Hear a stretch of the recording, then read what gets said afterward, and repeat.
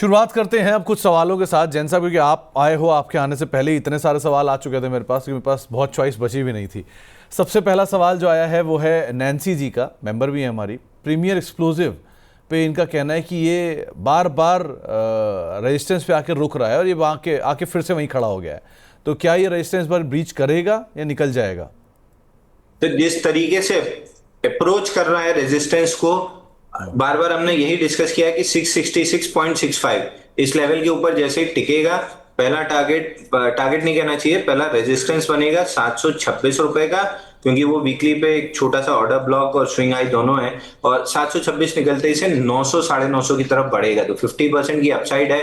50% की अपसाइड इतनी आराम से खाने नहीं मिलती है, वो पहले झुलाता है बार बार। जैसे हमने अदानी पावर के केस में देखा था कि 20-21 दिन लगे थे ब्रेकआउट के बाद भी नहीं चल रहा था, फिर अचानक से 3 दिन में 50% चला। तो ये भी आपको थोड़ा सा झुला सकता है, बट इवेंचुअली जब 666-65 के ऊपर टिकेगा, ये आराम से 900 रुपए की तरफ बढ़ जाएगा। जिस हिसाब से अप्रोच किया रेजिस्टेंस, मोस्ट लाइकली ब्रेकआउट मिलना चाहिए।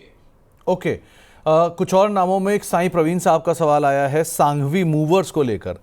ये पूछ रहे हैं कि लंबी अवधि के लिए इसको ऐड करना चाहिए क्या? सांगवी मूवर स्टैंडर्ड डिस्क्लेमर सर, आज सुबह हमने 6-7 डिलीवरी, 8-9 डिलीवरी बाई कॉल दी है, उसमें एक सांगवी मूवर भी है। 401.50 में हमने बाई दिया है। 4% का स्टॉप लॉस, 8% का टारगेट है। But looking at structure, weekly chart पे जिस आपका स्ट्रक्चर ब्रेकआउट आया है, इसने 393 पे अच्छा कंसोलिडेशन कर लिया है। तो पहला टारगेट इसका बनता है 473 और दूसरा टारगेट इसका बनता है 594। तो हाँ, 6 महीने, 8 महीने के, 9 महीने के हिसाब से अगर आप रखना चाह रहे हैं, 594 तक का टारगेट आपको मिल सकता है। वहां पे एक बार दोबारा सवाल पूछ लेंगे तो ज्यादा बेटर रहेगा। अरे जैन साहब, ये KPEL आपका दिवाली पिक था ना, आज 4% ऊपर है। अमित जी का एक सवाल भी आया है, क्या करना चाहिए इसमें? सर, अगर शॉर्ट टर्म ट्रेडर हैं तो 10 अक्टूबर को 564% वॉल्यूम राइज था, 1.6 मिलियन। उसके बाद से 10 अक्टूबर से आज तक अभी तक इनसाइड बारी बन रही है और आज प्रीएम्प्टिव ब्रेकआउट बन रहा है। अगर लेना है तो प्रीएम्प्टिव यहीं पे ले लीजिए। ट्रेडर स्टॉप लॉस रहेगा आज का लो 418, 3 रुपए छोड़ दीजिए, 415। और ऊपर में पहला टारगेट बनेगा आपका 490 रुपए का। और मैं इसको दिवाली पिक में दिया हूं कम से कम 3x के टारगेट के साथ। तो एवरेज 400 रुपए अगर पकड़िए तो 3x में 4-3-1200 रुपए का टारगेट हमको दिखता है। जब लॉन्ग टर्म स्ट्रक्चर पे तेजी है तो शॉर्ट टर्म ब्रेकआउट्स बिल्कुल प्ले करेंगे। ओके, तो KPEL आज अच्छी तेजी में डिहाई के आसपास है, इसलिए बातचीत करनी जरूरी भी थी। आदित्य बिरला कैपिटल, ये शक्ति दत्ता शुभांकर साहब के पास है, 299 रुपए के दाम पे इन्होंने खरीदारी की है। क्या करना चाहिए इसमें?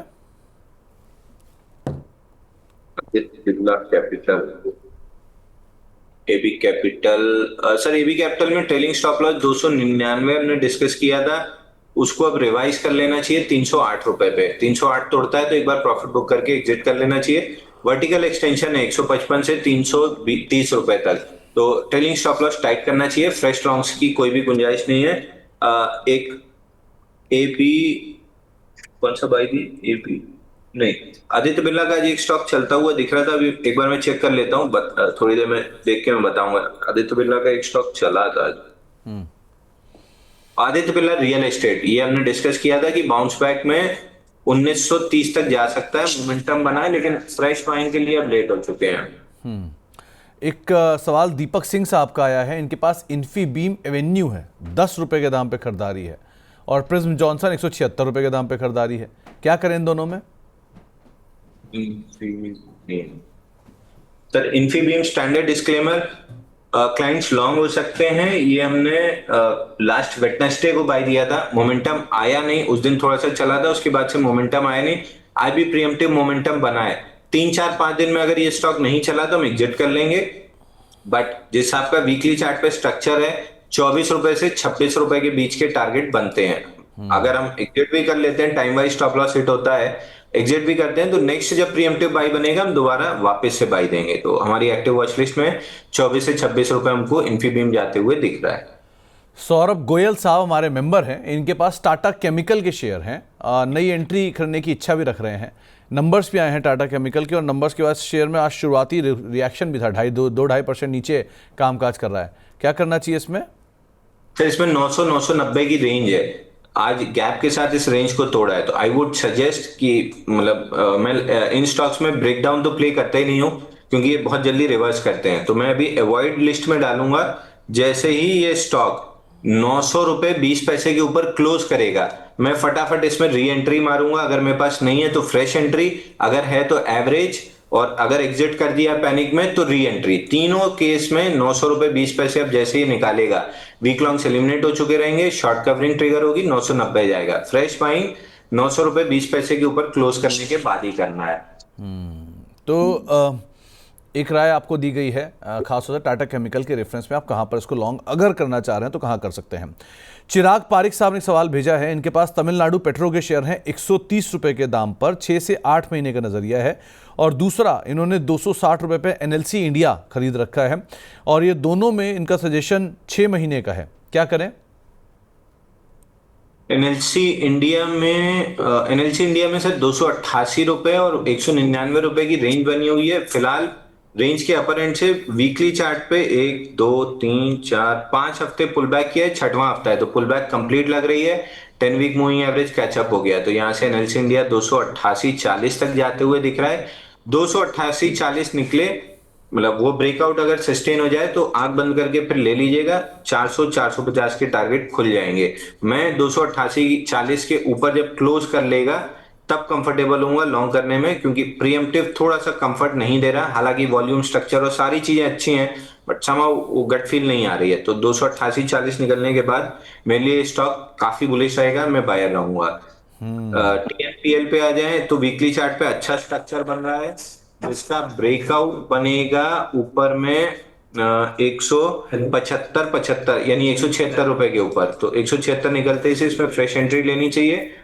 ऊपर में टारगेट आपको 220 रुपए आराम से मिलेगा। 1 2 3 4 5 फिफ्थ वीक है जहां पे इनसाइड वार बन रही है वीकली चार्ट पे। तो एक राय आपको दी गई है दोनों स्टॉक्स को लेके, आप अकॉर्डिंगली यहाँ पर देख सकते हैं। तनिष्क जी का सवाल आया है, उन्होंने पूछा है कि E2E 2 साल के व्यू के साथ बाय कर सकते हैं क्या यहाँ पे? तो केपीएल के साथ E2E भी हमने दिया था दिवाली पिक में, ये भी हमको 3x होते हुए दिख रहा है। जीपीयू वाली स्टोरी है, पूरी प्ले आउट होते हुए दिख रही है। On the dips 2940 2950 better buying area है, मिलेगा एक बार वहां पे लेके छोड़ दीजिएगा। 2 साल में करीब करीब 6 से 9 हजार के बीच में आराम से टारगेट आपको मिल जाएगा। तो E2E को लेकर भी एक राय आपको दी गई है। इसके अलावा मनीष सैनी साहब के पास सालासार टेक्नो का शेयर है, लॉन्ग टर्म के लिए लेकर रखा है उन्होंने। क्या करना चाहिए इसमें? सालासार टेक्नो इंजीनियरिंग, सर अगर लेके रखे हैं तो बहुत बेहतरीन है।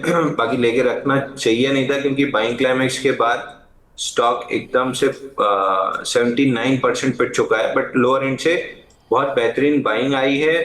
वीकली चार्ट पे इनसाइड बार की फॉर्मेशन है, जो बड़ी मदर बार बनी थी उसमें 308 मिलियन का वॉल्यूम था, 602% वॉल्यूम राइज वीकली पे। उसके बाद से 3 4 5 6 7 8वां हफ्ता है जहां इनसाइड बार है। 11 रुपए जैसे निकलेगा स्टॉक में एक ब्रेकआउट बनेगा, जिसका टारगेट आराम से 16 रुपए बनेगा। तो अगर किसी को लेना है तो आप ब्रेकआउट का वेट कीजिए 11 रुपए के ऊपर। 11 निकलता है तो बाई कीजिए, एग्जिस्टिंग है तो होल्ड कीजिए। 11 के ऊपर और ले सकते हैं, अगर लॉस में है तो 16 रुपए 20 पैसे का टारगेट रहेगा। तो राय यहाँ पे आपको दी गई है, स्टॉक को लेके आप देख सकते हैं उसके हिसाब से। एक सवाल और आया है साईं प्रवीण साहब का, वो पूछ रहे हैं कि हेक्सावेयर के वो एम्प्लॉय भी हैं, तो हेक्सावेयर में अगर खरीदारी करनी है तो कहाँ खरीदारी करनी चाहिए? हेक्सावेयर ट्रेडेक्स लिमिटेड, हेक्सावेयर जो हाल में ही दोबारा लिस्ट हुआ है, टेक्नोलॉजी, अच्छा एक्सटी। सर अगर इसमें मतलब बाइंग करना ही चाह रहे हैं तो एक बड़ी सेल ऑफ कैंडल 22 सितंबर को वीकली पे थी, उसका हाई है 763 रुपए 80 पैसे। 765 निकलने तक तो बाई नहीं बन रहा है, हालांकि इनसाइड बार्स हैं कंटिन्यूअसली, बट बाइंग 765 के ऊपर ही करना चाहिए, तभी कंफर्मेशन होगा कि बेयर्स एलिमिनेट हुए और बुल्स के हाथ में आया है। ये बहुत देर से आप जैन साहब एक शब्द बोले जा रहे हो, इनसाइड बार इनसाइड बार इनसाइड बार। ये इनसाइड बार क्या प्रमोटर की बार है? तो जनरली इंस्टीट्यूशन खरीदता या बेचता है तो एक बड़ी मतलब इंस्टीट्यूशन फुटप्रिंट तो कोई भी देख लेगा, और इतना हम डिस्कस कर लिए हैं मनी 9 पे कि अब लगभग सभी लोग वॉल्यूम कैंडल लगा के एवरेज लगा के देख ही लेते हैं कि इंस्ट्रक्शन प्रेजेंस है, तो वो कंटिन्यू बाइंग नहीं करते। एक बार बाइंग किया फिर छोड़ दिया स्टॉक को, तो रिटेल छोटी छोटी अपनी एक्टिविटी करता है, तो हाई लो कुछ भी क्रॉस नहीं होता, छोटी छोटी कैंडल बनती रहती हैं। तो उसको इनसाइड बार, अगर हाई लो क्रॉस नहीं हुआ उसी के अंदर बन रहा है तो इनसाइड बार कहते हैं। मतलब अगर सिंगल होती है तो उसको जापानीज कैंडलस्टिक में अबेंडन बेबी कहते हैं, वो छोड़िए, जापानीज कैंडलस्टिक में दूसरा बोलते हैं, इंग्लिश में इनसाइड बार ही आएगा कि हाई और लो क्रॉस नहीं हो रहा, उसी के अंदर काम कर रहा है। सिंगल या सिंगल क्या बोला आपने? सॉरी, आपने सिंगल बोला? अच्छा, सिंगल। सिंगल। अच्छा, एनीवेज, ये एक सवाल आया है रेणुका इसरानी जी का। इन्होंने अदानी एनर्जी सोल्यूशन खरीद रखा है 963 रुपए के दाम पे। कुछ महीने इसे होल्ड कर सकती हैं, क्या करें इसमें? अदानी एनर्जी सोल्यूशन, जी। सर अदानी एनर्जी सोल्यूशन, ये मैं 4 दिन से बोल रहा हूँ, टाइमिंग करने की कोशिश मत कीजिए। जहां मिल रहा है कोशिश करके एंट्री करके शांति से बैठ जाइए। 955 975 का ब्रेकआउट है, 1090 इनिशियल टारगेट है, 1232 दूसरा टारगेट है, 1348 इस ब्रेकआउट का एक्चुअल टारगेट है। ये बीच के 2 रेजिस्टेंस हैं जिसको टारगेट की तरह शॉर्ट टर्म ट्रेडर यूज करेंगे। तो आपकी नजर में ये 2 लेवल होने चाहिए, 1090 और 1231। बट इस ब्रेकआउट का टारगेट है 1348। फूड एनर्जी ग्रुप, इसमें अदानी ग्रुप में सबसे बेहतरीन रिलेटिव स्ट्रेंथ इसी में है। तो सबसे बेहतरीन स्ट्रेंथ अगर कहीं दिख रही है तो अदानी एनर्जी सॉल्यूशंस में ही है, आप उसको के हिसाब से देख सकते हैं। सर्वोटेक रिन्यूएबल पे एवरेज करने की राय विक्की जी ने रखी है, क्या एवरेज करना चाहिए? सर्वोटेक, सर एक बार रिपीट कीजिए। सर्वोटेक रिन्यूएबल शायद हाल की ही लिस्टिंग है। सर्वोटेक रिन्यूएबल, इसमें सर 120 122 का मेजर सपोर्ट है, उसी के आसपास स्ट्रगल कर रहा है। मैं अभी तो बाय नहीं करूंगा। अगर ये स्टॉक अपनी स्ट्रेंथ प्रूव करता है 130 के ऊपर तो फिर मैं बायर रहूंगा। 130 निकलता है तो फिर बाइंग में 170 रुपए तक जा सकता है। तो आपको एक राय यहाँ पर दी गई है सर्वोटेक रिन्यूएबल के लिए। वैसे भी अभी बहुत पुरानी लिस्टिंग नहीं है शायद इसकी, तो इस लिहाज से भी आप इस पर नजर रखिएगा। एक भाई जरा टीडी पावर देखना, जैन साहब बढ़िया नंबर आए हैं और बढ़िया कमेंट्री भी है, शेयर नया हाई पे हाई काट रहा है, यहाँ क्या करें? टीडी पावर सिस में टीडी पावर सिस में प्रॉफिट बुक दे चुके हैं। 108 दिन का कपनल पैटर्न ब्रेकआउट था 440। अच्छा, ये एक स्टॉक है जो थोड़ा सा अगर कोई पढ़ता है चार्ट तो उसके लिए बता दे रहा हूँ। इस चार्ट को बहुत ध्यान से पढ़िएगा। 17 दिसंबर 2024 से 108 दिन का कपनल पैटर्न ब्रेकआउट आया। जो लोग इम्पेशेंट हो जाते हैं कि ब्रेकआउट के बाद तुरंत नहीं चला, तो फिर स्टॉक ने 63 दिन का ब्रेकआउट के जस्ट ऊपर वापस 63 दिन का बेस बनाया, जिसको कहते हैं बेस ऑन बेस पैटर्न। उसका ब्रेकआउट आया था 552 पे। तो आप देखिए base on base pattern breakout के बाद एक तरफा 552 से 818 आ गया है, और अर्निंग्स गैप की सरप्राइज भी है। तो 900 रुपए के पहले तो नहीं लग रहा कि ये स्टॉक रोकेगा। तो बेस ऑन बेस पैटर्न का टारगेट भी 900 है, 890 करीब का, और मोमेंटम का टारगेट भी 890 900 करीब आ रहा है। तो 890 900 जब आए तब दोबारा सवाल पूछ के अगर वहां प्रॉफिट बुकिंग दिखी तो एग्जिट कराएंगे। लेकिन जनरली ऐसे स्टॉक अपने टारगेट को एक्सीड करते हैं, तो वहां पे डिसाइड करेंगे क्या करना है। एक यथार्थ के ऊपर भी सवाल पूछा गया है कि यथार्थ हॉस्पिटल में क्या करना चाहिए, साक्षी मित्तल जी का। इन्होंने 795 रुपये पे लिया हुआ है 3 से 5 साल के लिए, और दूसरा ग्लोबल हेल्थ 1320 रुपये के दाम पे, क्या करें? तो सुबह से 7-8 डिलीवरी बाय कॉल दिए थे, और अभी शो चालू होने के बाद 2 स्टॉक में हमने बाय दिया है। एक यथार्थ हॉस्पिटल, इसमें 802 रुपए में बाय दिया है, और एक MSTC 591 में बाय दिया है। तो यथार्थ हॉस्पिटल हमको ऊपर जाते हुए दिख रहा है। यथार्थ हॉस्पिटल, यथार्थ हॉस्पिटल में 832 840 का ट्रेडिंग टारगेट दिया है, 1000 रुपए का इन्वेस्टिंग टारगेट दिख रहा है। MSTC में अभी 551 में बाय दिया है। इसमें स्टॉप लॉस टारगेट बता दे रहा हूँ। MSTC बताना, 551 में बाय दिया है, 526 का स्टॉप लॉस, 589.60 का टारगेट। ये 2 स्टॉक अभी चलते शो में बाय दिए हमने। ओके, हरीश आडवाणी साहब पूछ रहे हैं कि श्रीराम फाइनेंस को कब खरीदना चाहिए, आप क्या राय रखते हो? तो श्रीराम फाइनेंस मैंने इसीलिए नहीं खरीदा था 715 का ब्रेकआउट 272 दिन का, क्योंकि वर्टिकल मूव था। मैं यहाँ पे वेट कर रहा हूँ कि 10 डे मूविंग एवरेज कैचअप हो जाए, एटलीस्ट 10 डे मूविंग है, if not 10 week, 10 day moving average तो कम से कम नैरो रेंज से कैचअप करे, ताकि छोटा स्टॉप लॉस मिले। क्योंकि 715 का ब्रेकआउट तो प्ले कर सकते थे, बट स्टॉप लॉस बहुत बड़ा था उस समय 640 का, जो मैं नहीं लगा पाता। मैं वेट कर रहा हूँ कि जैसे ये साइडवेज स्ट्रक्चर बनाए नैरो रेंज कैंडल का, स्टॉप लॉस छोटा हो, 4-5% के आसपास का हो, तो मैं बाई कर लूंगा। तो लेवल एग्जैक्ट नहीं बता पाऊंगा, स्ट्रक्चर मेरे दिमाग में छपा हुआ है कि इस तरीके से 10 वीक मूविंग एवरेज रहे, ऐसी छोटी छोटी कैंडल करके उसको कैचअप करे, तो उसका ब्रेकआउट प्ले कर लूंगा मैं। तो एक राय यहाँ पर आपको दी गई है श्रीराम फाइनेंस के रेफरेंस में भी। कला मंदिर लॉन्ग टर्म के लिए क्या किया जाए? कुलदीप जी पूछ रहे हैं, 199 रुपए के दाम पे उन्होंने लिया है, अब इसमें क्या करें? सर इसमें ब्रेकआउट आया था, फर्स्ट मूवर हमने प्ले भी किया था, इसके बाद से वापस रीटेस्ट जोन में आया है 180 183 के। तो यहाँ पे अगर बुलिश एविडेंस मिलता है तो हम बायर रहेंगे, बुलिश एविडेंस नहीं मिला तो फिर लॉन्ग लिक्विडेशन में 150 तक आ सकता है। हालांकि अभी लॉन्ग लिक्विडेशन के कोई सिग्नेचर है नहीं। 178 183 इस जोन में एक बुलिश एविडेंस बड़ी वॉल्यूम कैंडल या ओपन लो के साथ चलना स्टार्ट किया तो हम री एंट्री करेंगे। लॉन्ग टर्म का मेरे को बहुत आइडिया नहीं है, लेकिन 2 क्वार्टर के रिजल्ट इसके बहुत बेहतरीन है। 1340% और 69% ईपीएस राइज, 42 और 28% सेल्स राइज, मार्जिन 11 से बढ़ के 13% हुआ है। तो फंडामेंटल साथ दे रहे हैं, इवेंचुअली टेक्निकल कैचअप करेंगे। तो उस हिसाब से 260 280 अगर जाता है तो कोई सरप्राइज नहीं होगा, जो पैटर्न का टारगेट भी है। सिद्धार्थ नाथ साहब हमारे मेंबर भी हैं, इनका एक सवाल आया है रेडिको खैतान के ऊपर और पिकैडली एग्रो के ऊपर, इन दोनों में खरीदारी करने की इच्छा रख रहे हैं, यहाँ क्या करना चाहिए? पिकैडली डबल सी है, तो पिकैडली एग्रो दोनों लिकर स्टॉक है। पिकैडली एग्रो भी मेरे को अच्छा लग रहा है, ऊपर 760 800 रुपए तक का टारगेट। वीकली चार्ट पे बहुत बेहतरीन वॉल्यूम बेस्ड बाइंग हुई है, तो इवेंचुअली पिकैडली एग्रो में लंबी अपसाइड बन सकती है। रेडिको खेतान थोड़ा सा एक्सटेंडेड लग रहा है, तो मैं फ्रेश बाई की तो सलाह नहीं दूंगा। जिसके पास एग्जिस्टिंग होल्डिंग है उनको 3000 रुपए का क्लोजिंग बेसिस स्टॉप लॉस ले लेना चाहिए। 42,000 करोड़ का मार्केट कैप है, लगभग 40,000 करोड़ के आसपास, तो 3000 का क्लोजिंग बेसिस स्टॉप लॉस और होल्ड। फ्रेश बाइंग के लिए थोड़ा सा लेट हो चुके हैं, फ्रेश बाइंग के लिए बाकी स्टॉक्स तो दिख ही रहे हैं। तो फ्रेश बाइंग के लिए थोड़ा सा लेट हो गए हैं।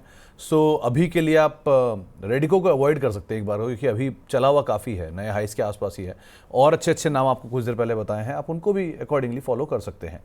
एक सवाल आया है हमारे पास नितेश कुमार सिंह साहब का, नेट वेब और विमता लैब पे करंट लेवल में खरीदारी कर सकते हैं क्या? नेटवर्क देखने कुछ ओपन है क्या अपना? विमटा लैब सर हमने ये इसमें दिवाली पिक में दिया है, ये भी हमको 3x होते हुए दिख रहा है। ट्रेडर्स के लिए 762 के ऊपर कोई मोमेंटम बनेगा, 762 निकलता है विमटा लैब्स, तो फ्रेश बाइंग कर सकते हैं ट्रेडर्स। इन्वेस्टर हैं तो डिप अगर मिलती है, वैसे तो मैं एक्सपेक्ट कर रहा था 587 तक डिप आएगी, बट ये 664 से ही पलटा है। तो इस रेंज में अगर एसआईपी या एक्यूमुलेट करते हैं तो आपको आराम से ये स्टॉक करीब करीब 1800 रुपए 2 से 3 साल में दे देगा। तो इन्वेस्टर्स के लिए एक्यूमुलेशन जोन है, ट्रेडर्स के लिए 762 के ऊपर ब्रेकआउट बनेगा। तो और दूसरा नेट वेब कुछ है, नेट वेब नहीं है। नेट वेब में सर मेजर नेट वेब में एटीआर एक्सटेंशन कैंडल है, तो अब यहाँ से हमारी अवॉइड लिस्ट में चला गया है, और जैसे ही बीच का स्विंग लो 3700 है, ये टूटता है तो हम सेल मोड में आ जाएंगे, मतलब इसमें प्रॉफिट बुकिंग आने लगेगी। तो एक राय आपको यहाँ पर दी गई है, आप नेट वेब को अकॉर्डिंग देखिए। नंबर्स का इम्पैक्ट है, 6% नीचे है, नंबर्स आए हैं, नंबर्स वीक आए हैं, और उसका रिएक्शन है क्यू ऑन क्यू बेसिस पे numbers flat to negative side पर थे, जिसकी वजह से यहाँ पर एक स्ट्रॉन्ग रिएक्शन स्टॉक में आता हुआ दिखाई पड़ रहा है। इसके अलावा एक सवाल आयुष गर्ग साहब का आया है, ये आपके ह्यूज फैन हैं, इन्होंने फिशर मेडिकल वेंचर के शेयर ले रखे हैं, पता नहीं, मैं तो इसको ट्रैक नहीं किया कभी। 118 रुपये के दाम पे खरीदारी कर रखी है, और करीब करीब 2000 शेयर हैं, 370 के पीई पे स्टॉक कामकाज कर रहा है। अगर आप ट्रैक कर पा रहे हैं फिशर मेडिकल वेंचर को, क्या करना चाहिए? सर ये स्टॉक हमारी लिस्ट में आया था, इसमें 21,400% ईपीएस राइज आई थी जब विलियम ओनील वाली हमने मार्केट स्मिथ की ईपीएस वाली स्कैन रन की थी, तो उसमें टॉप पे आ रहा था।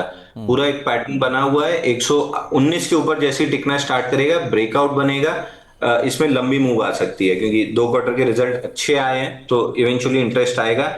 और बीच में 29 अक्टूबर को वॉल्यूम राइज था 11 मिलियन का, 11.2 मिलियन का, 1800%। तो कहीं ना कहीं इंस्टीट्यूशन का इंटरेस्ट भी दिख रहा है। 119 के ऊपर मोमेंटम बनेगा, तब तक एक्यूमुलेट करके चलना चाहिए।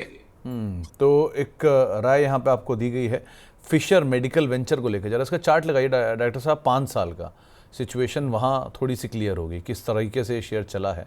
सो इस पार्ट को भी एक बार को आप ज़रूर देख लीजिएगा।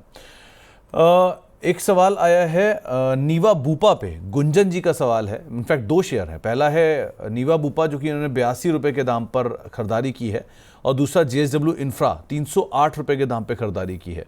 क्या करना चाहिए इन दोनों में?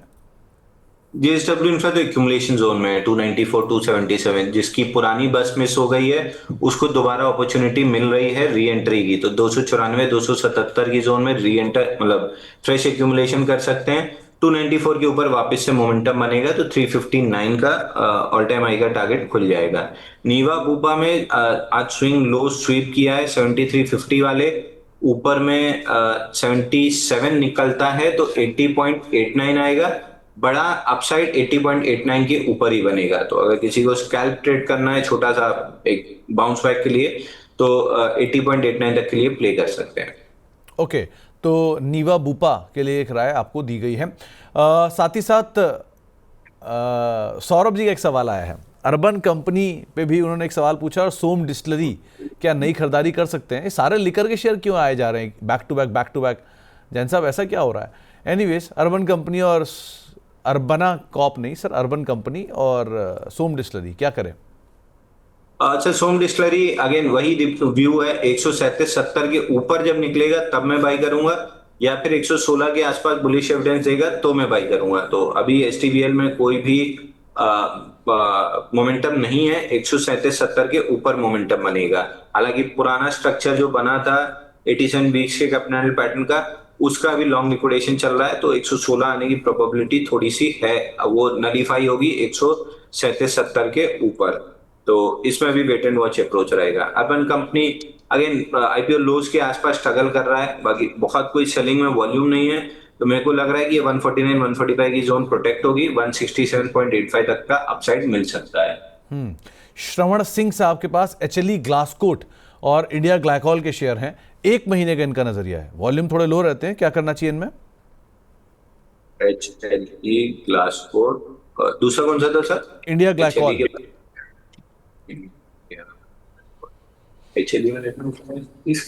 सर इंडिया ग्लाइकॉल में तो आज ब्रेकआउट बना है, हाँ आज ब्रेकआउट बना है, और पूरे अपने स्ट्रक्चर के नेकलाइन के हाई पे है। तो 1011 ये लेवल के ऊपर अगर क्लोजिंग देता है, स्टॉक में 1300 रुपए तक की तेजी बनेगी। ये माइक्रो कैप इंडेक्स का हिस्सा है। दूसरा HLE ग्लासकोट, इसमें FII होल्डिंग काफी अच्छी है, ऊपर में ब्रेकआउट बनाने की, हाँ 580 के ऊपर ब्रेकआउट बना है, 630 रुपए तक का टारगेट हो सकता है। इसमें स्टैंडर्ड डिस्क्लेमर, हमारे क्लाइंट्स लॉन्ग हो सकते हैं। ओके, तो HLE ग्लासकोट और इंडिया ग्लाइकॉल को लेकर आए। कपिल अहमद साहब पूछ रहे हैं कि वो वोल्टैम्प में बड़ी खरीदारी करने की इच्छा रख रहे हैं, 7,800 रुपये में उन्होंने खरीदारी की है, क्या इस लेवल पर बड़ी खरीदारी की जा सकती है? स्टॉक में बाइंग क्लाइमेक्स हुआ था 11,500 पे, जिसका टारगेट बाइंग क्लाइमेक्स का टारगेट है 4,178 रुपए। आई एम नॉट श्योर कि ये आएगा कि नहीं आएगा, बट ट्रेंड नीचे का ज्यादा दिख रहा है। तो फिलहाल जो स्विंग लो 6,100 के आसपास है, वो टेस्ट होते हुए दिख रहा है। वॉचलिस्ट से हटा दीजिए, नहीं किसी दिन फंस जाएंगे। ओके, तो यहाँ पर आपके लिए राय यही कि आप इसको वॉचलिस्ट से भी हटा दीजिए, शायद ये नीचे के लेवल्स और लाता हुआ दिखाई पड़े। कुछ और नामों में एक सवाल आया है मोहम्मद रफ़ीक रंगरेज साहब का। पहले तो ममता मशीनरी पर एक सवाल पूछना चाह रहे हैं, 485 रुपये पे इन्होंने खरीदारी कर रखी है, 457 पर टिक नहीं पा रहा है, ऐसा इनका मानना है।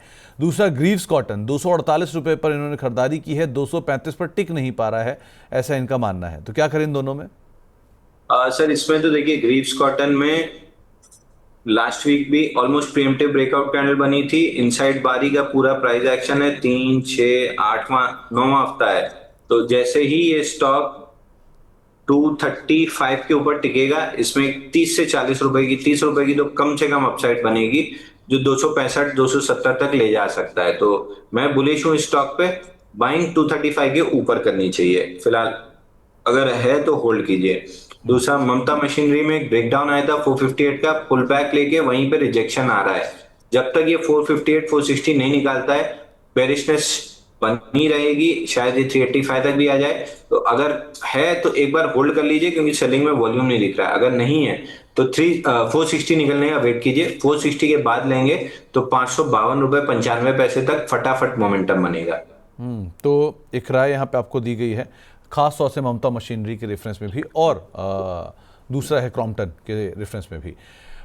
विशेष मणि त्रिपाठी साहब के पास साइंट लिमिटेड के शेयर हैं 1340 रुपए के दाम पर, अच्छा मुनाफा है।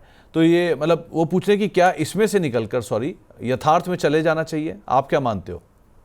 सर मैं स्टॉक का नाम मिस कर गया, सॉरी। साइंट में ये ऑलरेडी इन्वेस्टेड है 1340 रुपए के दाम पे, क्या यहां से निकल के यथार्थ में चले जाए? सर साइन देखिए, अपने 1104 के मेजर सपोर्ट पे 1 2 3 4 5 6 बार ब्रेकडाउन अटेम्प्ट किया है, फेल हुआ है।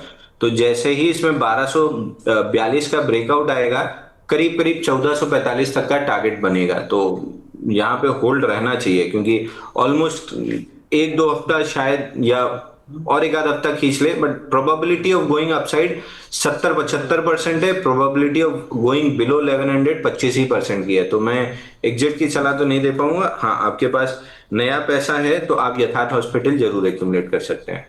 ओके, तो नया पैसा है तो आप यथार्थ एक्यूमुलेट कर लीजिए, यहां से निकल कर वहां जाने की एडवाइस आपको नहीं दी जा रही है। लेटेंट व्यू 434 रुपए में ले रखा है पटेल राजू साहब ने, पूछ रहे करना क्या चाहिए इसमें? Latent view, okay sir.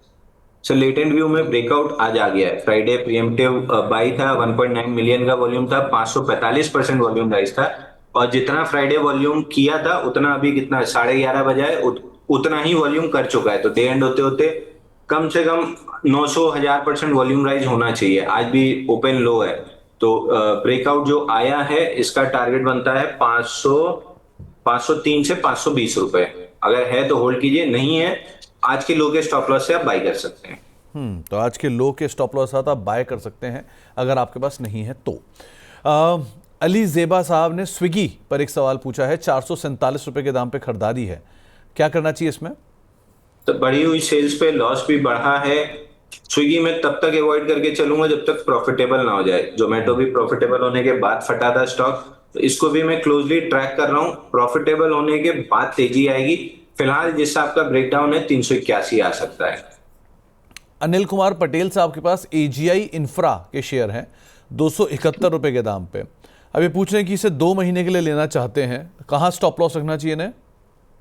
Sir इसका 2 महीना या 2 साल कोई भी आपका होल्डिंग है तो इसका मैंडेटरी स्टॉप लॉस 240 रुपए है। एक बार उसके नीचे क्लोज किया था 14 अक्टूबर को, 15 अक्टूबर को वॉल्यूम के साथ वर्टिकल रिकवरी भी दिया है। और सेलिंग में वॉल्यूम था 2-2 मिलियन का, और बाइंग में वॉल्यूम है 5.5-6 मिलियन का। तो उस हिसाब से अगर देखें तो आपका स्टॉप लॉस 240, बहुत एग्रेसिव स्टॉप लॉस लगाना है तो 256।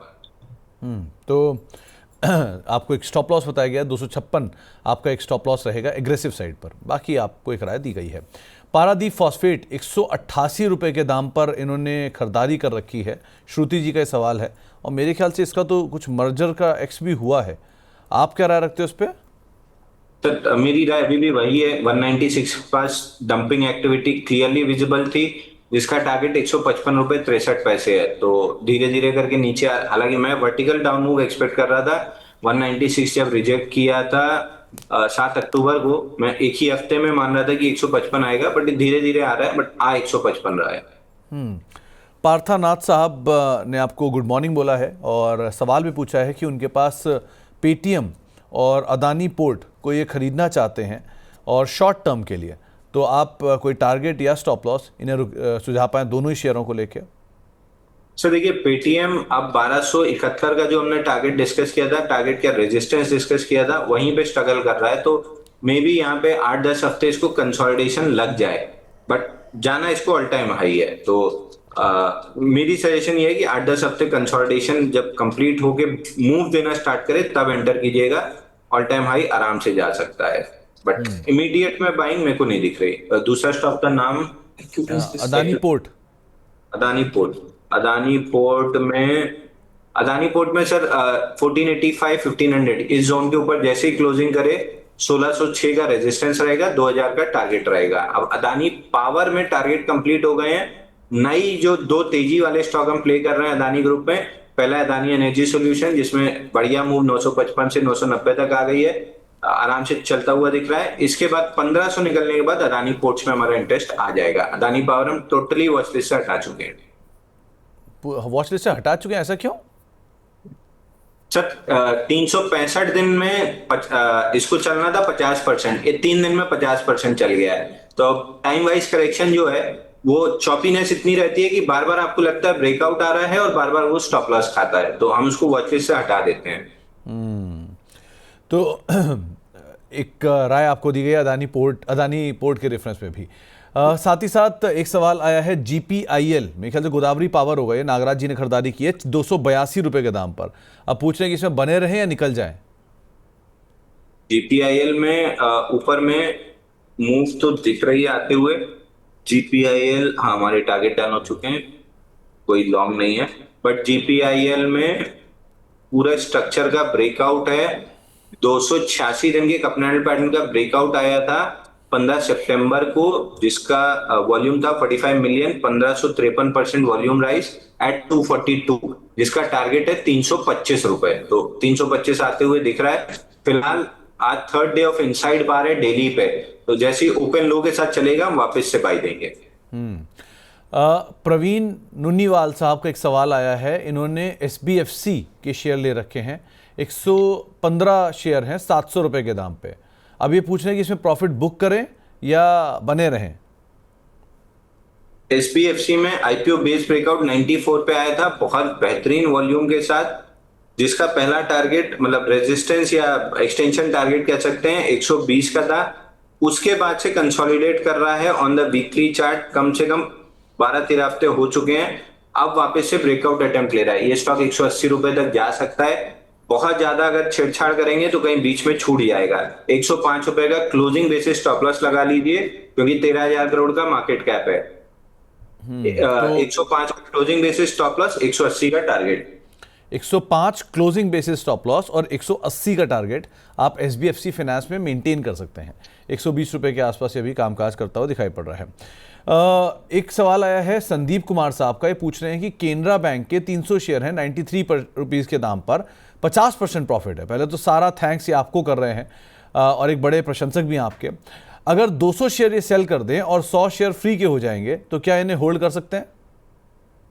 सर आइडियली ये स्ट्रैटेजी मैं फॉलो करता हूं, मतलब मैं ट्रेडिंग में भी जनरली फॉलो करता हूं कि जो प्रॉफिट होता जाता है उसका अदानी ग्रीन और ले लिया, मतलब क्वांटिटी बढ़ा ली, जैसे पुट बेच के प्रॉफिट हुआ, कॉल बेच के प्रॉफिट हुआ। आइडियली मैं ये करता हूं, बट जिसमें बहुत स्ट्रक्चरल अप ट्रेंड हो, इसमें अप ट्रेंड के टारगेट्स कंप्लीट हुए हैं, तो मैं यहाँ पे अब जब भी ट्रेलिंग स्टॉप लॉस, अभी तो रिवाइज नहीं हो रहा, अभी तो 125 का ही खड़ा है, तो ट्रेलिंग स्टॉप लॉस जब भी हिट होगा, चाहे वो ऊपर हो या 125 पे हो, मैं एक बार इस स्टॉक से एग्जिट करूंगा। मैं PSU में बहुत लंबा इन्वेस्टमेंट केवल ऑयल मार्केटिंग कंपनीज में करता हूँ।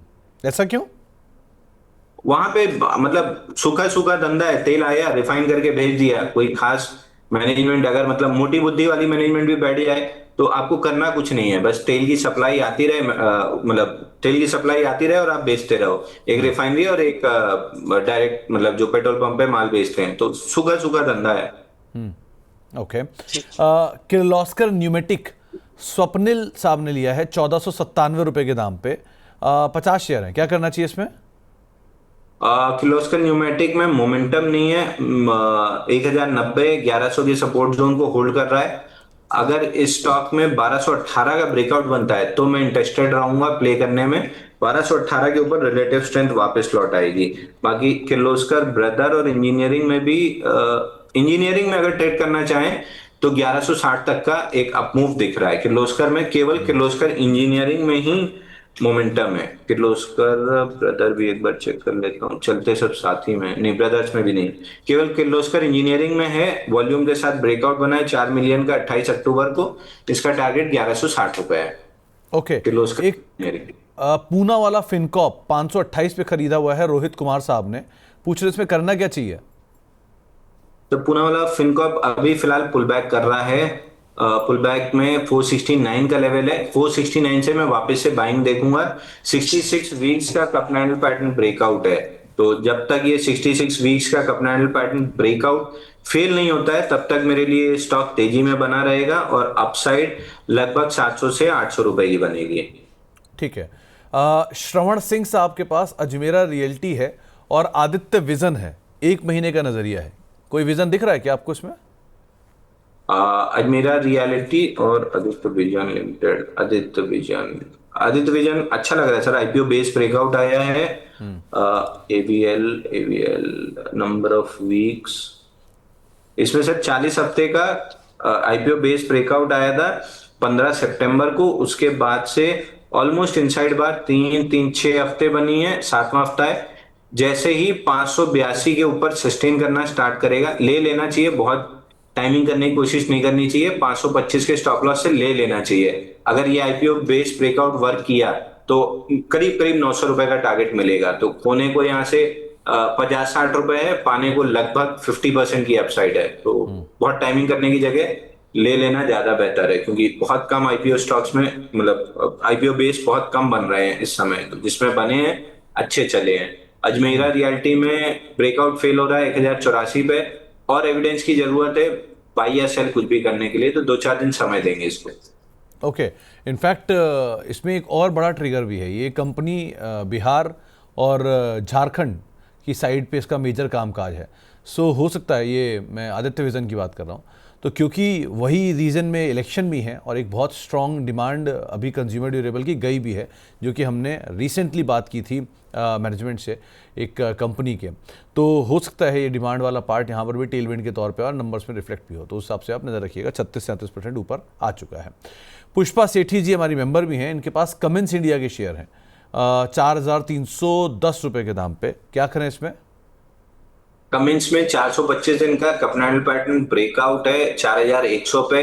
प्रॉब्लम एक ही है, बेस में बहुत अच्छा वॉल्यूम था, ब्रेकआउट पे नहीं है, थोड़ा सा रिस्की बैट है। बट 3800 स्टॉप लॉस भी बड़ा हो जाएगा। 3800 एक एग्रेसिव स्टॉप लॉस 4140 का लेके अगर बाई करते हैं 4800 तक का टारगेट मिल सकता है। तो आपको एक राय दी गई है कमिंस इंडिया के रेफरेंस में। वैसे भी ये इन्वेस्टमेंट ग्रेड स्टॉक है, तो उस हिसाब से आप इसको देखिएगा। क्लीन साइंस संदीप मेहता साहब के पास है 1160 रुपए के दाम पे, अब 1015 आ चुका है। अब इन्हें क्या करना चाहिए? तो 1106 का तो और फ्रेश ब्रेकडाउन आया है, जिसका टारगेट करीब करीब 700 रुपए है। मेरे को डाउनसाइड ज्यादा दिख रही है, मैं अपसाइड तो नहीं दिख रही सर। तो बाउंस बैक में अगर कहीं भी 1050 आता है तो एक बार सवाल पूछ सकते हैं, एग्जिट करके कहीं अच्छे काउंटर में चले जाएं तो ज्यादा बेटर है। कोई स्टॉप लॉस अगर रखना हो तो? ऑलमोस्ट मतलब उस पे है, पीछे कोई डेटा ही नहीं है, ऑल टाइम लो पे है, तो स्टॉप लॉस तो कहीं मतलब बनेगा। ऑल टाइम लो पे स्टॉप लॉस लगाना नेक्स्ट टू इम्पॉसिबल है जी। नहीं मिल रहा सर स्टॉप लॉस, निकल जाना ज्यादा बेहतर है। तो निकल जाना ज़्यादा बेटर है, कहीं भी आपको तेज़ी मिले, पुल बैक मिले, आप लॉस बियर कर पाएँ, आप निकलने की कोशिश करिए, वो ज़्यादा बेटर रहेगा। मैक्स हेल्थ केयर 1260 रुपये के दाम पर दीपक सिंह साहब ने लिए हैं, 6 महीने का इनका नज़रिया, ये हमारे मेंबर भी हैं, क्या करना चाहिए इसमें? तो मैक्स हेल्थ में तो मैं बार बार एग्जिट की सलाह दे रहा हूँ, जब से 1200 रुपए का ब्रेकआउट फेल हुआ है, मतलब रीटेस्ट फेल हुआ है। 1121 1057 दो टारगेट है। तो मैक्स हेल्थ केयर के केस में 1132 के आसपास से कामकाज कर रहा है। राणा जी ने एक सवाल पूछा है और बड़े समय बाद आए हैं, तो मित्तल साहब है नहीं तो राणा जी भी नहीं दिख रहे थे। एनीवेज, ग्लोबल हेल्थ के शेयर हैं 1330 रुपये के दाम पे उन्होंने खरीदारी कर रखी है। और एसीसी लॉन्ग टर्म के लिए कैसा लग रहा है? 1887 पे खरीदारी है। कसम खा के बोल रहा हूँ, धंधे पे बैठा हूँ, झूठ नहीं बोलूंगा। शनिवार को हम लोग डिस्कस कर रहे थे, बहुत दिन से राणा जी नहीं दिखे, आउट ऑफ ब्लू पता नहीं कहां से दिमाग में आ गया था कि बहुत दिन से राणा जी का सवाल नहीं आया। भगवान 100 साल की उम्र देगा इनको। बढ़िया है, 100 साल की उम्र रहे भी सवाल पूछते भी रहेंगे ऐसे ही। बताइए। सर एसीसी में मूव आना स्टार्ट हुई है, फ्राइडे को बेहतरीन वॉल्यूम था, 477% वॉल्यूम राइज 1.2 मिलियन का। ये फर्स्ट सिग्नेचर है कि अब इसमें इंस्टीट्यूशन इंटरेस्ट आने लगा है, क्योंकि बेस भी मार्च फरवरी से बेस बना रहा है और ऑलरेडी अक्टूबर ये नवंबर लग चुका है, तो बेस अच्छा खासा टाइम वाइज करेक्शन हो चुका है। पहली इंस्टीट्यूशन फुटप्रिंट फ्राइडे को आई है। जैसे ही ये स्टॉक 1920 के ऊपर सस्टेन करे, आपको फ्रेश एंट्री ट्रेडिंग के लिए ले लेना चाहिए 2028 के टारगेट के लिए, और इन्वेस्टर हैं तो एक्यूमुलेट करते रहिए, ऑल टाइम हाई का टारगेट मिलेगा। दूसरा स्टॉक इनका है मेदांता ग्लोबल हेल्थ। ब्रेकडाउन दिख रहा है सर, फोर्टिस में जब से प्रॉफिट बुकिंग स्टार्ट हुई है सारे स्टॉक्स में ऑलमोस्ट हॉस्पिटल के प्रॉफिट बुकिंग आ रही है, 1214 तक नीचे आ सकता है। वैसे भी अभी फिलहाल बाइंग रेंज में नहीं रहेगा, बाइंग इसकी 1465 के ऊपर ही बनेगी, या नया स्ट्रक्चर बनेगा तब बनेगी। एक सवाल चंदन जी का आया है, ये पूछ रहे हैं मेगा सॉफ्ट में क्या करें। इन्होंने 3985 मोटा मोटा 40 रुपए के दाम पे खरीदारी की है, क्या करना चाहिए इसमें? 1600 करोड़ का मार्केट कैप है सर, सर्किट में ऊपर जाता है, सर्किट में नीचे आता है, बट पिछले 3 क्वार्टर से रिजल्ट 222% ईपीएस ग्रोथ है, फिर 42% है, फिर 912% है। प्रॉब्लम ये है, या तो ये इंडिकेटर में कुछ दिक्कत है या फिर सेल्स इनकी 0000 ही दिख रही है, तो ये ईपीएस 18.5 रुपए का कहाँ से लाए हैं ये मेरे को नहीं पता, तो मैं थोड़ा सा वहां पे रिलक्टेंट हूँ। बट एक बार ट्रेलिंग स्टॉप लॉस 188 रुपए का ले लेना चाहिए अगर लॉन्ग है, तो फ्रेश एंट्री की तो कोई सलाह नहीं है। तो नई एंट्री करने की तो कोई सलाह यहाँ पर आपको नहीं दी गई है, आप उसके हिसाब से यहाँ पर अपनी रणनीति बनाइएगा। ममता सिंह जी के पास एक तो एंजल वन के शेयर हैं 2510 रुपए के दाम पे, और दूसरा 1235 रुपए के दाम पे एक्सिस बैंक है। एंजल वन ये पीछे काफ़ी इश्यूज रहे जब से नंबर खराब आए, अब क्या करें इन दोनों में? तो एंजल वन तो स्टैंडर्ड डिस्क्लेमर, अभी चलते शो में 11:34 पे हमने बाई दिया है 2540 रुपए में, तो एंजल वन हमको यहाँ से कम 8% की अपसाइड तो दिख ही रही है, क्योंकि स्टैंडर्ड वो होता है हमारा 4% stop loss 8% target 1:2 risk reward. ये अभी 11:34 पे ही हमने बाई दिया है, ऊपर में 8% चलते हुए दिख रहा है, वहां पे रिव्यू करेंगे। एक्सिस बैंक में 1237 के ऊपर ब्रेकआउट था, सस्टेन कर रहा है, एकदम लोएस्ट वॉल्यूम पे पुल बैक है, किसी भी दिन फिर मोमेंटम बनना चाहिए। ब्रेकआउट का टारगेट करीब करीब 1340 पहला है, और ओवरऑल अगर 1-1.5 साल के लिए छोड़ते हैं तो 1500 से ऊपर के टारगेट मिल सकते हैं। एक बार जरा शीला फोम देखिए, एक स्पाइक आया है, डे हाई पर ये कामकाज कर रहा है, इसके नंबर्स भी हैं कल, क्या करें इसमें? माइक्रो कैप इंडेक्स का हिस्सा है सर, माइक्रो कैप 250 का, ऊपर में 754 रुपए जाते हुए दिख रहा है। ये शायद हमने 1-2 दिन पहले भी डिस्कस किया था कि 692 का ब्रेकआउट मिलता है तो 754 का टारगेट मिलेगा, क्योंकि दोनों लेवल मेरे चार्ट पे मार्क है। तो 754 पे नज़र रखिएगा, कल नंबर्स भी हैं, अब देखते हैं नंबर्स कैसे आते हैं, लेकिन ये एक स्टॉक अभी भी स्पाइक है, उस पर बात करना ज़रूरी भी था। एक KDDL माही सिंह साहब, ये हमारे मेंबर हैं, इनके पास है 3000 रुपए के दाम पे इन्होंने खरीदारी की है, क्या करना चाहिए इसमें? एग्जिट करें या होल्ड करें? KDDL लिमिटेड 3200 करोड़ का मार्केट कैप है सर, इसमें बहुत बेहतरीन रैली बनी थी, 595 रुपए से लेके नॉन स्टॉप गया था 3500 रुपए, जहां पीक आउट हुआ अगस्त 2024 में। 1.25 साल हो चुका है, कुछ भी नहीं हो रहा है। रेंज बनी है 2390 नीचे में और 3100 ऊपर में, इसी रेंज के अंदर ट्रेड करता रहेगा। रेंज के लोअर एंड से चला है तो अपर एंड तक के लिए आप प्ले कर सकते हैं। कमला डायल्स एंड डिवाइसेस लिमिटेड, ये इसका फुल फॉर्म है, KDDL। घड़ियाँ या डायल से बनाने की कामकाज में कंपनी प्रोमिनेंटली कामकाज करती है। इसके अलावा एक सवाल आया है पतंजलि को लेकर, उनका कहना है नागराज साहब का कि ये इतना टूटा क्यों है नंबर्स के बाद, जबकि नंबर्स अच्छे आए हैं। आप क्या राय रखते हो पतंजलि पे?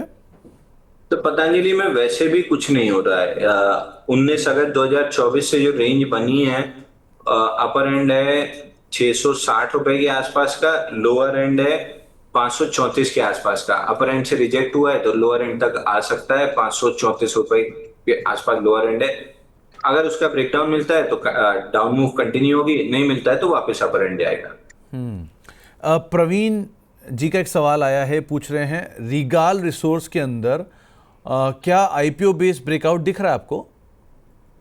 रिगाल रिसोर्स नहीं सर, अभी IPO बेस हाँ 93.89 के ऊपर एक छोटा सा रफ बना था, बट उसके नीचे वापस आ गया है। तो इसमें अभी भी आईपीओ बेस में बहुत काम बचा हुआ है। नहीं तो अगर वाकई में आईपीओ बेस ब्रेकआउट होता तो 93.89 के नीचे नहीं आना चाहिए था। तो अभी तो नहीं है भाई, मतलब अवॉइड करना चाहिए अगर फ्रेश बाइंग सोच रहे हैं।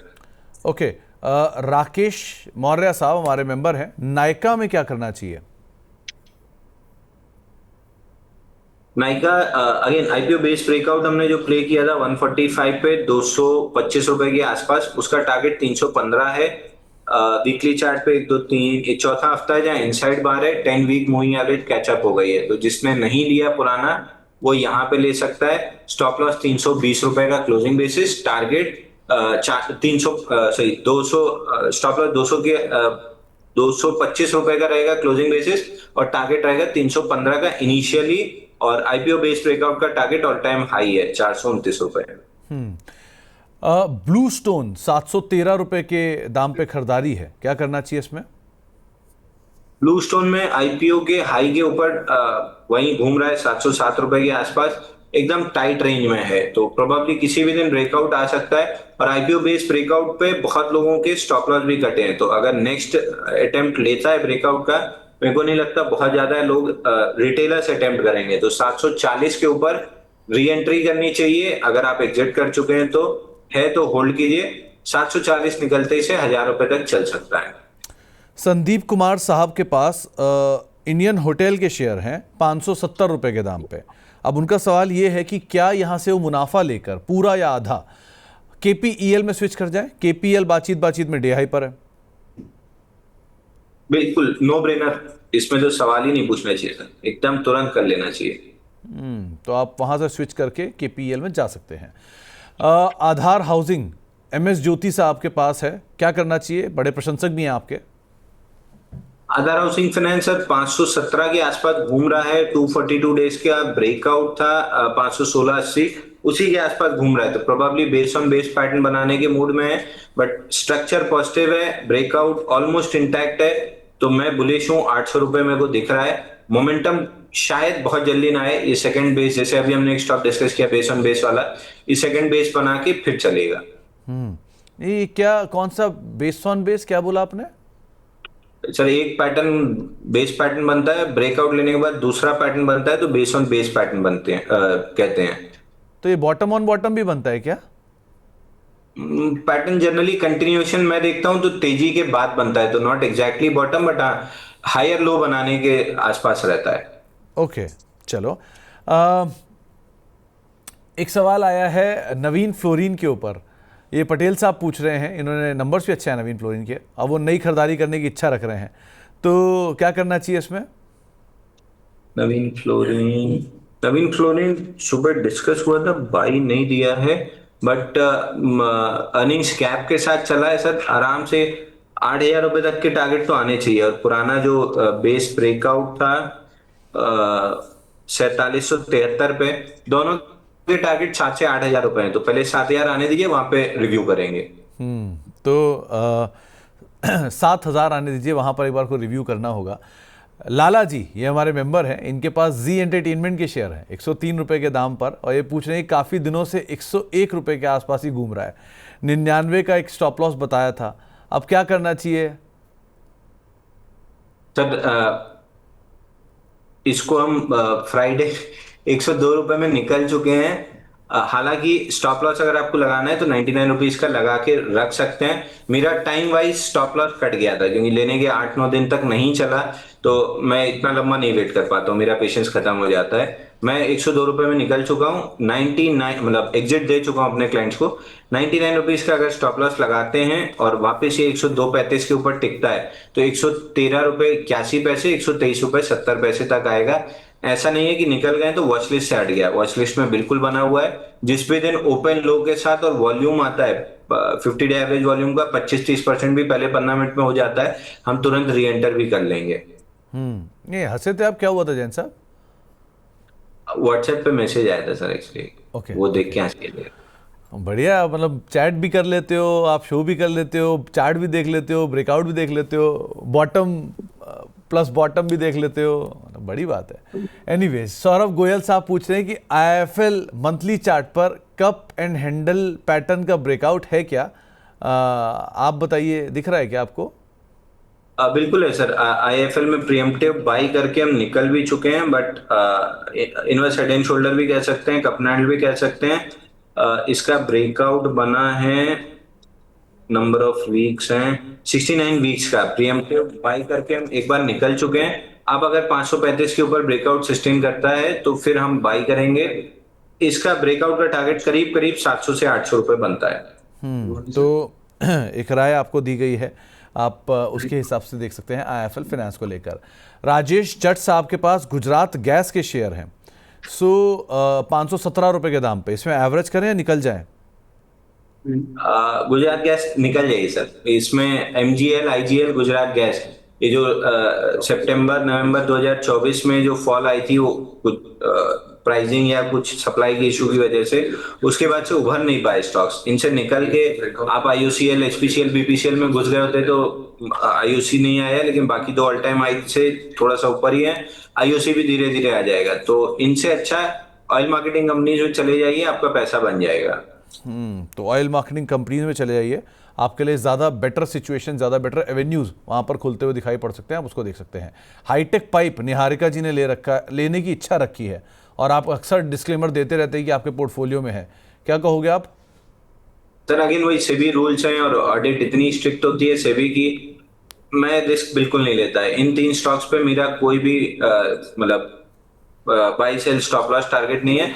मेरे पर्सनल पोर्टफोलियो में है। मेरा अपना व्यू ये है कि हाईटेक पाइप में 160 से 200 के बीच की अपसाइड बननी चाहिए। अभी फिलहाल कंसोलिडेशन में अगर ब्रेकआउट बनता है, क्योंकि वीकली पे टाइट क्लोजिंग 3, 6, 7 हफ्ते की हो चुकी है, तो अगर 120 के ऊपर मोमेंटम बना तो मैं क्वांटिटी ऐड करूंगा। जो पुरानी मैंने बुक की है, मतलब थोड़ा सा प्रॉफिट बुकिंग की थी, उस क्वांटिटी को मैं ऐड कर लूंगा। तो एक राय आपको दी गई है मतलब हाईटेक को लेकर, बट कोई भी निवेश की राय नहीं है क्योंकि वो खुद इसको ओन करते हैं। मनीष शाह साहब के पास थिरुमलाई केमिकल है 309 रुपए के दाम पे, क्या करना चाहिए उसमें? थिरुमलाई केमिकल सर एकदम साइडवेज है, और इतना साइडवेज स्टॉक जनरली ग्रेविटी के फोर्स से गिरने लगता है। तो 271 का स्टॉप लॉस ले लीजिए, उसके नीचे एकदम से डाउनसाइड करेक्शन आ सकता है। तो एक राय आपको दी गई है थिरुमलाई केमिकल के लिहाज से, वो आप ज़रूर देखिएगा। साथ ही साथ रेगुलर व्यूअर हैं हमारे जगदीश साहब, और आपको थैंक यू कर रहे हैं, उन्होंने प्रॉफिट ही बनाया है। आप पूछ रहे हैं कि धनी सर्विसेज में क्या करें, 200 शेयर है, 57 रुपए के दाम पर है, और व्रज 187 रुपए के दाम पे, क्या करा जाए? VRAG, व्रज, विभोर स्टील। सर ये अपने मेजर सपोर्ट जोन के आसपास है। इसका मेजर सपोर्ट 142 है, इसके आसपास है व्रज। इसको होल्ड करना चाहिए, एक बार बाउंस बैक में 165 से 185 के बीच में मिल सकता है व्रज। दूसरा स्टॉक कौन सा था? धनी सर्विसेज। धानी तो वो हो गया सर, मर्ज हो गया। धानी और IEL दोनों जाके मर्ज हुए हैं उसमें, यात्रा में मर्ज हुए हैं। और यात्रा जितनी से मर्जर हुआ है, नहीं यात्रा यारी में मर्ज हुआ है, यारी हुए हैं।